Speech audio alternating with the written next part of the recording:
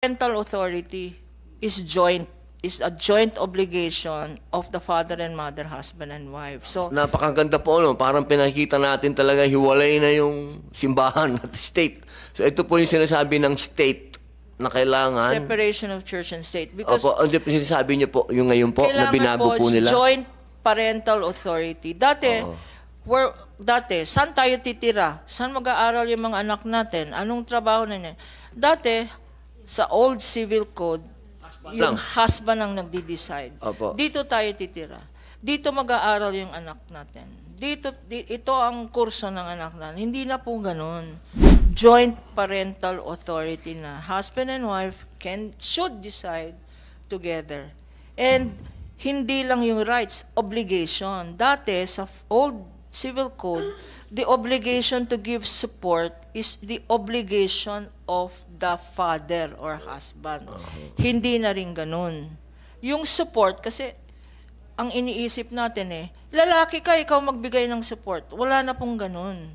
It is a joint obligation of husband and wife, mother and father, to give support to the family. Ganun po yun. Kasama po yan sa 1988 din. Opo. So, in other words, tinanggal na yung sinasabi ni Senator Tolentino, tinanggal na yung discrimination. Opo. And it emphasizes that husband and wife, father and mother, have to jointly rear a family. Yun ang basis ng solid family unit. Hindi yung merong dictator na asawa or merong under-desire na asawa. Kasi joint na ngayon. And that is reflected also, that respect in the civil code is also reflected sa revised penal code natin, na binibigyan natin ng equal respect ang kalalakihan na pwedeng maging biktima or ang kababaihan na pwedeng maging biktima. Attorney, meron lang po akong kasi sayang, wala tayong tiga Public Information Office. Kasi para po sa akin, siguro next time na lang sabihan natin sila tungkol dito.